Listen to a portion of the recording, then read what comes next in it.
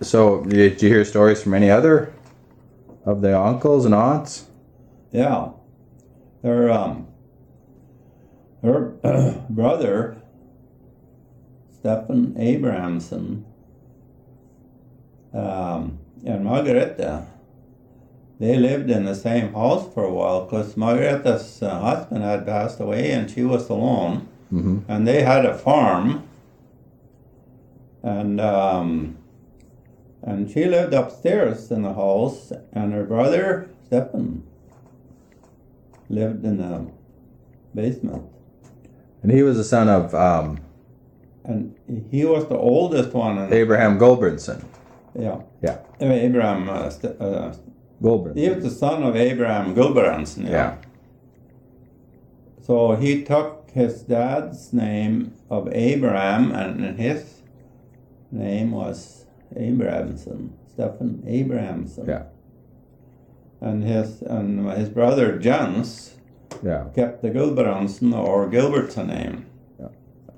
And when we were small kids, we used to walk over to Stephan when we got up there. Stephan lived together. She lived upstairs and he lived in the basement. And we used to walk down there. Then we go down in the basement, and where he lived, he had a cot down there and where he could live. And I think he had a stove down there where he used to burn corn cobs. Oh. Not just the cobs, but with the corn on it. I remember that. And we'd come there and we walked on it. Sometimes he'd be laying. He was old then. He lived to be about 95 years old. He was old then. Probably older than Margaret's oldest in the family. He's probably around maybe 80 years old or so. And he smoked a big curved pipe.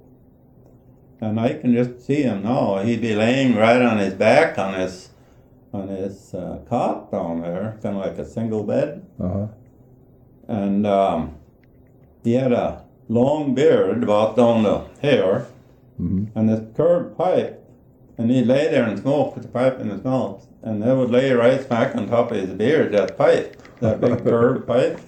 Probably smoked some real strong through smoke. Uh-huh. It seemed like his beard was a little bit stained sometimes too. And he enjoyed going to visit him. He would like talk to the kids, and we'd sit down there and talk to him.